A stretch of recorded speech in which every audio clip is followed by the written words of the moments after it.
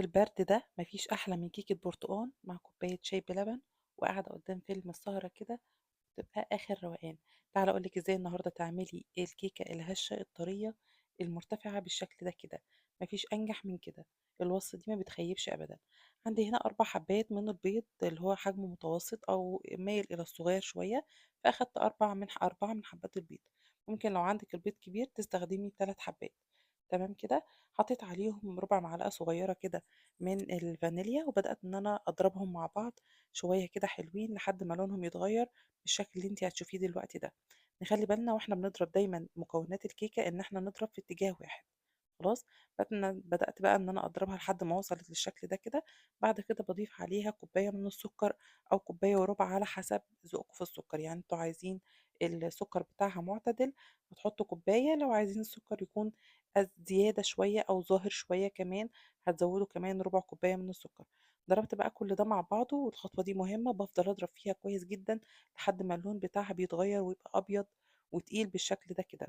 في الوقت ده كده بضيف كوباية من الزيت او كوباية الا ربع من الزيت، وعليهم كوباية من عصير البرتقال. تمام كده. ودي كده كل المواد كل المواد السائلة اللي معانا.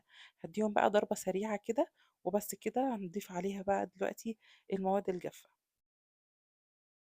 عندي بقى كمان كوبايتين من الدقيق انا حطيتهم كده في المنخل، وبدات ان انا انخلهم بالشكل ده كده، وده خطوه برضو مهمه عشان تديكي فراغات كده في الكيكه، وكمان تبقى هشه معاكي. انخلي الدقيق هيبقى خطوه كويسه جدا. حطيت كمان معلقه كبيره من البيكنج باودر ونغلتها بالشكل ده. وبعد كده ببدا ان انا اديهم تقليبه كده قبل ما اشغل المضرب، عشان بس الدقيق ما يطرش معايا. وتقدري كمان في الخطوه دي تستغني عن المضرب الكهرباء وتعمليها بالمضرب اليدوي عادي. بس انا بفضل المضرب الكهرباء عشان ما يكونش فيها اي تكتلات خالص، وما يعني مفيش حاجه تعدي مني في المضرب اليدوي. بنزل بقى كل اللي على الاطراف عشان لو في دقيق ولا حاجه على الاطراف او لازق تحت كله يكون معايا متساوي.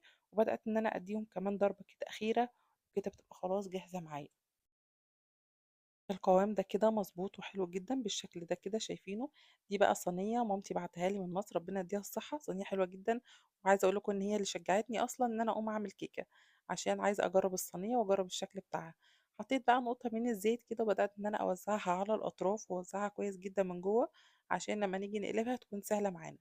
احط كمان شويه من الدقيق، وابدا ان انا اخبط الصينيه بالشكل ده كده بايدي في كل الاتجاهات لحد ما تتغلف بالدقيق كويس جدا. في الوقت ده بقى كده لما باكون خلّصت الكيكة بتاعتي وأنا رايحة أصُبّها في الصينية، باكون خلاص شغّلت الفرن. ما باشغّلش الفرن من بدري، لإن أنا لمّا باشغّل الفرن من بدري باحس إن هي بتاخد لون زيادة شوية، فأنا ما كنتش عايزاها تاخد لون زيادة، أنا عايزاها تاخد لون دهبي كده حلو. فما باشغّلش الفرن من بدري بصراحة. يا دوب قبل الخطوة دي على طول باشغّل الفرن وباحط الكيكة على طول. بعد ما بيعدّي حوالي نُص ساعة والّا نُص ساعة و5 دقايق خلاص، وأول ما تشمي بقى ريحة الكيكة إن هي طلعت كده، تفتحي عليها الفرن وتختبريها بخلّة بالشكل ده كده أو بسكينة، هتلاقيها إن هي مستوية معاكِ وقمر جدًا. باحطها طبعًا على الرف اللي في النُص على درجة حرارة 180، 190. زي ما قُلت لكم ما باشغّلش الفرن قبلها بكتير، عشان ما تاخدش لون زيادة وتكون هي لسه ما استوتش. فاهمين قصدي إزاي؟ هابدأ بقى إن أنا أقلبها بالشكل ده، هتتقلب معانا بكل سهولة بالشكل ده.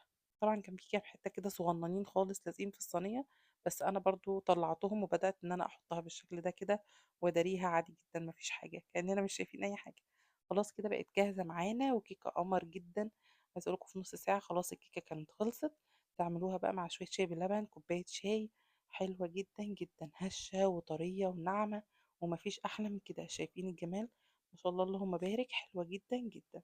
جربوها بالطريقة دي، أنا واثقة إن هي هتعجبكم، ويا ريت لو عجبتكم تعملوا لها لايك وشير. باي باي.